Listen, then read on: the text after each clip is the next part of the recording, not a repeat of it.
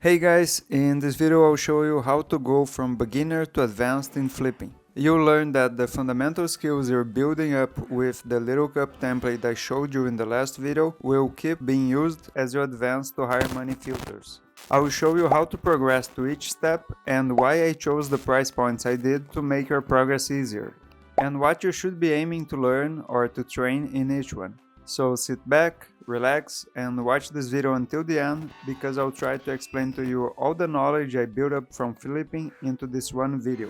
As you may know, this deep dive series is the way I found to talk to you guys in a more personal way, so if you're watching this, I hope you know that I consider you a friend.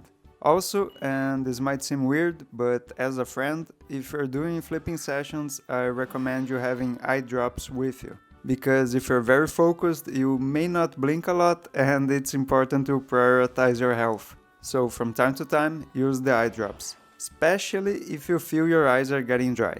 And from all the comments, messages and general feedback I got from you, I thought that this would be a great sort of part 2 for the Little Cup beginner video I made. You have no idea how happy I get whenever I read a comment saying that the video was helpful, because it's still a bit weird for me to understand that the strategies I share with you can have such a great impact on your guys' journey, and I'm doing my best to not disappoint you guys. This interaction with you is what encourages me to create more videos, and that's why I put a lot of time and effort into responding to every comment thoughtfully. So I'm really thankful for every view, every like, every comment and every sub you guys are giving me. As you can see, I am trying to get better at content creation, and anything you can do to help me out is greatly appreciated. So please, if you're not subscribed yet and enjoy my content, please subscribe, it means the world to me. Now let's talk flipping and how we should progress. I imagine that you first saw my Flipping for Beginners video and started to snipe using the Little Cup template. And if you didn't, I recommend you do it. I'll talk a little bit more about this template, why I made it the way it is, so you guys can have a better understanding about it. As I've said before, the Little Cup template will build your foundation knowledge and mechanical skills, which you will keep using when you raise your money filter. The only difference is the types of snipes you get and the different markets that will appear to you, which when the time comes, you need to learn more about them. Also, the speed at which flips appear to you will be faster. So, the Little Cup template was inspired by a Charles Zimnedine flipping series called Flipping from Nothing to a Red Reaper Hood, and I'll leave the link to his playlist in the description. He started this series with little money, so he put the 20k filter in the GTL, but he didn't put the 31 filter. This is my opinion and I could be 100% wrong, but I think flipping has changed a lot in the last couple of years, not only because of the GTL design changes, but also because the price of the mons which do not have at least 131 IV stat fell down. So I took his initial idea and implemented this 31 filter, and I also filtered out the female-only species because they always look like a bargain and I always lose money on them. And that's why this comment from Boomy got me thinking that it could be a good idea to filter only males in the template. Feel free to pause the video and read the comment, but I'll keep going.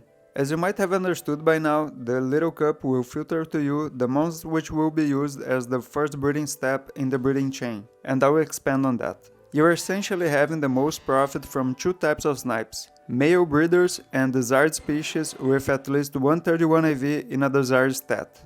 There are also 2 times 31 IV mons and cheap alphas, but those are rarer to get. And everything you need to know about natures is that the most important ones are adamant and modest. The best 31 stats to be linked with them are attack and special attack respectively. And if you got a male with 31 speed with any of these natures, it's just as good as having an attack stat. Jolly and Timid follow the same principle, but their prices are lower. And this will be your majority of nature flipping, so there's no need to complicate it. Now back to the snipes, the 2 different types of snipes I talked about will be used mainly for someone to create a better Pokemon. And that's why I call it the first breeding step in the breeding chain. For the male breeders, it's also important for you to understand the floors I talked about in the video and how the market values differently the breeders depending on egg groups and on their defenses. This defensive floor pricing is very simple, and you should know that the higher your defenses go, the most you can charge for a breeder. And about the egg groups, you're learning about which mons are from which egg groups and which egg groups value one attacking stat over another. And these so-called desired species are Pokemon which are mainly used either for PvP or for money making. In order for you to know which Pokemon fall into which of these categories and which are their desired natures and desired stats to have as 31s, usually you have played this game a lot. And that's why in my money making journey video I call flipping an advanced money making method. But that doesn't mean that you can't learn about it while flipping. I'll make a separate video on this desired species topic, but if you're flipping, you're starting to learn more about them. Some of the ones that are almost a good buy below 10k are Meowths, Sandiles, Shelders, Dainus, Gibbos, Jotinis, Larvitars, and so on. Going back to Boomy's comment, if you filter out the females, you'll be losing the chance to snipe the females from the desired species. But if you feel overwhelmed with the amount of listings you are getting in Little Cup, this could be a great starting point. The Little Cup will give you your best return on investment, but it will not give you your best money per hour. And the saying that flipping is taking advantage of new players is very true for this Little Cup template, because they don't know what you know now. But I don't agree 100% with it, because if someone's selling something, the person is okay getting the money they want for what they are selling. It's not like you're robbing people, but I could be too deep into my thoughts. To give you an example, when I was a beginner, I had no idea why Alpha Dittos prices were higher than normal Dittos. So I sold all my Alpha Dittos as regular ones. They got sniped real fast, so I made the money I wanted and I thought everyone else was stupid. But that's enough rambling, let's get back to the video. Once you progress to the next filter I'm going to show you, you will have lower expected profit percentages, but more money per hour. And your targets won't be the new players anymore. Your targets will be players who do not know how to price check or who want their stuff to sell quickly. And that's how you make most of your money. You will change your focus from the beginning of the breeding chain to mons with more 31 IVs and the final products of the breeding chain, which would be your competitive mons and raid prepped mons. Now I recommend you raising your money limit to 50k. This Pokeball template should not be used for a long time, but it serves as a stepping stone for the next ones. I made this one for you to train 2 things before advancing to the next one. The first one is the greater amount of mons with 2 or more 31 IVs, and the second one is the higher speed at which the flips will appear to you. That's mainly because at this price point, you get most of the alphas appearing to you. Once you feel comfortable with the amount of snipes appearing to you, and once you start having more profits than losses, you should keep moving on. With this template, the new snipes that will appear to you will be the double and triple 31 IV mons, and as I've said, a lot of alphas. I would also recommend that you don't put a floor limit into this one or in any other template, because the same flips that appear to you in Little Cup should continue to appear to you now, and you'll keep making money off of them. I don't flip with any money filter now, and I get very happy when I snipe a 31 attack Adamant Ditto. Now for this Pokeball template, you should be learning more about which stats are highly valued for each egg group, which mons are from which egg group, and which alphas have a higher base price. For the egg groups, you'll see for example that for a Chaos male breeder with 231 AV stats, you'll be able to charge more if one of them is special attack. And if you have a field male breeder with the same stats, it will not be as valuable as the Chaos one. For the alphas, you learn that Gliscor is a desired alpha because of its hidden ability, and you'll be able to charge more if one of its 31 IV stat isn't special attack. For Alpha Breloom and Alpha Parasect, you see that if they have a 31 IV in either attack or speed and don't have it in special attack, you'll also be able to charge more for them. You also see that some of the alphas are more valuable than others because their hidden abilities can be used for PvP, like in the Garchomp species, or even for raids, like for Honchkrow. And there are a lot more things you start to learn. It's really hard to put everything into one video, but everything you're buying and selling follow the same principles as they did in Little Cup. Natures, defensive floors, desired species, desired stats, and now hidden abilities. And if you're curious about some things, you can search in the GTL and compare your hypothesis, or feel free to ask me in the comments and I will help you out. But now that you conquered this step, you should take the next one, which is mainly learning about flipping PvP mons. Once you go past the 50k, you should try to flip to 100k, and this is what I call the Great Ball template. Again, more flips will start to appear to you, and keeping up with the speed is important. Now you see a lot more of 3x31 AV mons and the surge of mediocre comps. But you already know some of them because they are usually the desired species that you started flipping in Little Cup. And these mediocre comps would be the ones that have 31s in speed and in 1 attack stat with bad defenses. They usually sell for around 90 to 150k, and the higher their defensive floor goes, the more you can charge for them. But you should always price check them. And you should also start to learn more about PvP mons, which are their desired stats and natures, which are their important egg moves, and if they do have egg moves, if their prices go higher or not. I think the best way to learn about all of this is going to the PvP statistics in the PvP menu, and then you go through each one of the OU mons by the usage percentage order, and you'll probably see the ones that will start to appear to you. You can also check their move section in the Pokédex to see which are their egg moves, then go to the GTL and see if having them raises their price or not. Examples of these desired egg moves would be Mach Punch on Timber and on the Hitmon line, Leech Seed on Ferroseed, Pursuit on Larvitar, Glare on Snivy, and so on. So by now you are used to the speed of this template and you build up your knowledge of PvP mons flipping these mediocre comps, so now it's time to go further, and again, the same principles will apply in the next step. In this Ultra Ball template, you should raise your limit to 250k.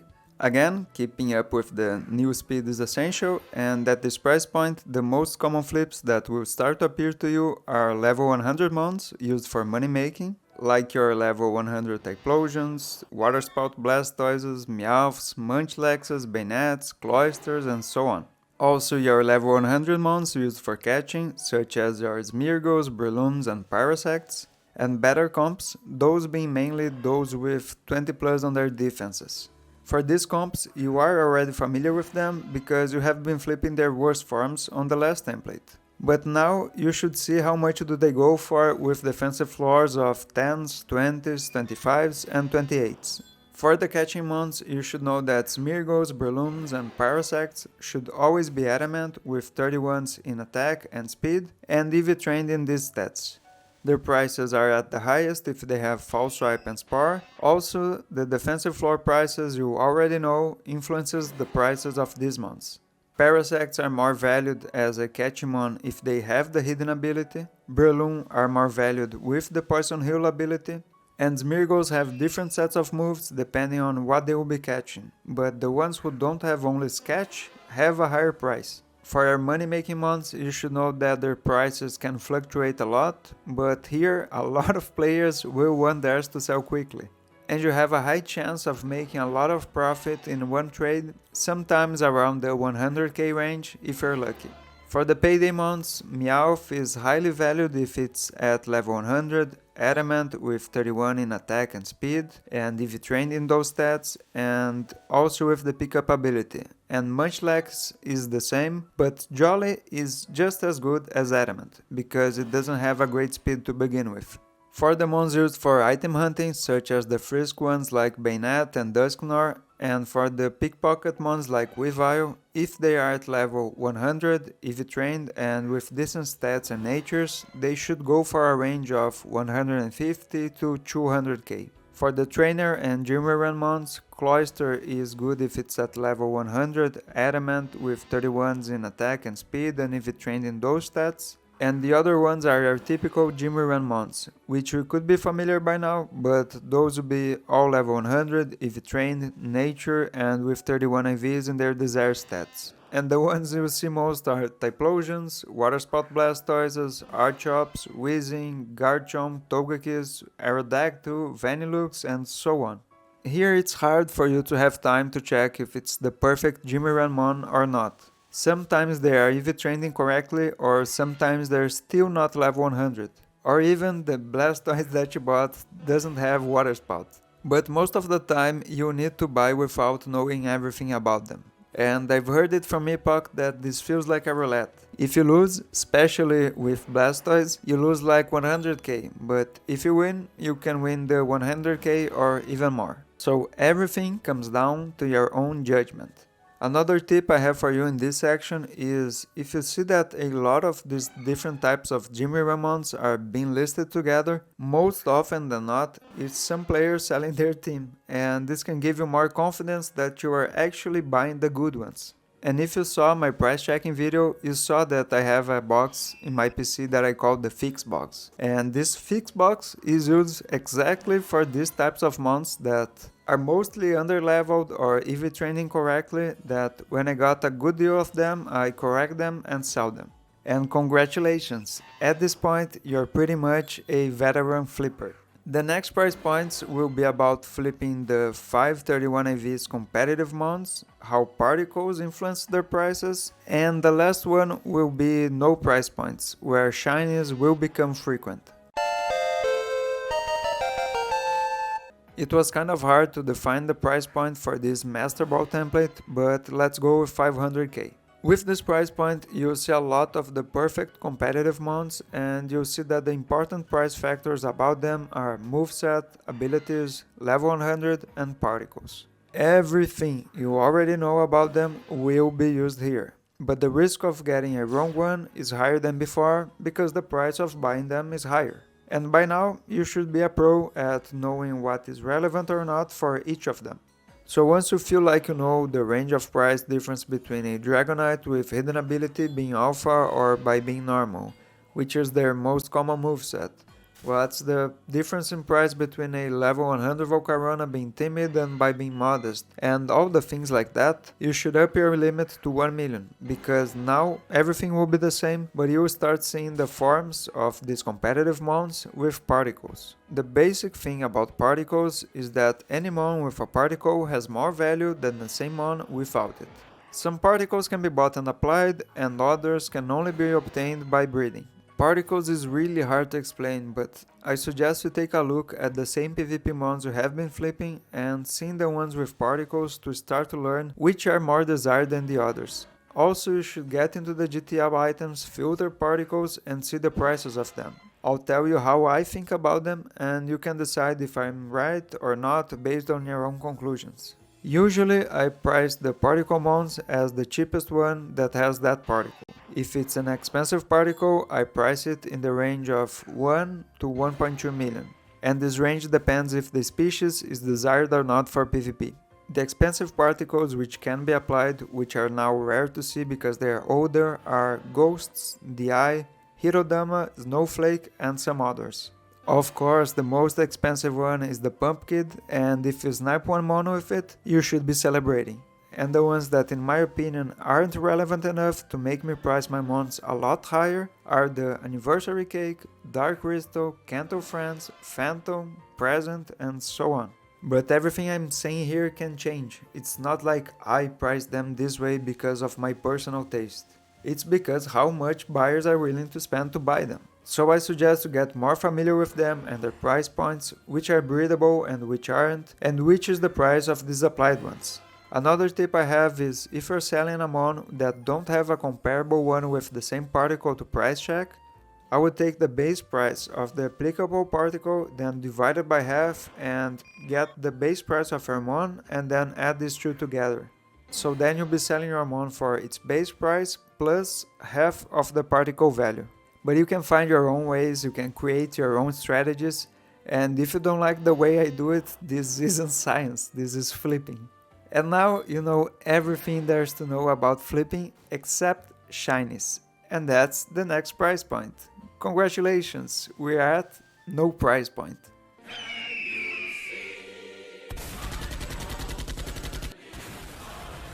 This is the template that most advanced flippers use. At least 131 AV, no female species and no price ceiling. Everything will appear to you. Now you're in the big leagues. You can also check show affordable only, but it's a preference and I don't like to do it. Now the main market that opens up to you is the shiny market.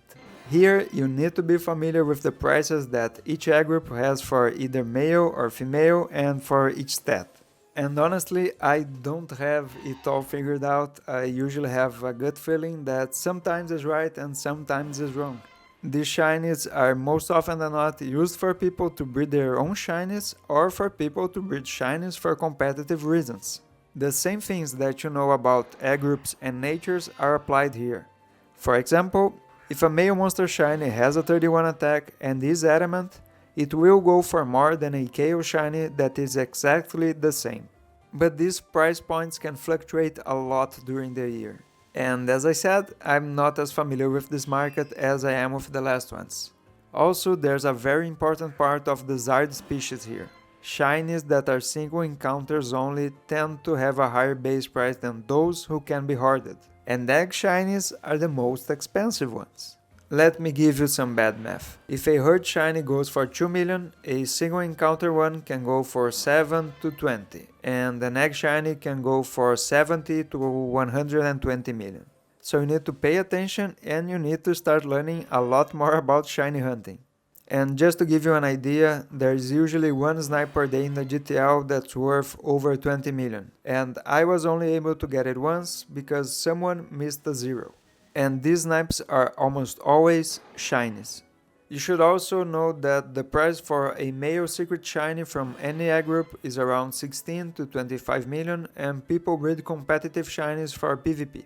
These competitive shinies from the same OU species go for around 30 million if they have 531 IV, are natured and everything you already know, and their secret shiny forms go for around 40 million. But I think I'll tell you more about it when I myself get more familiarized with it.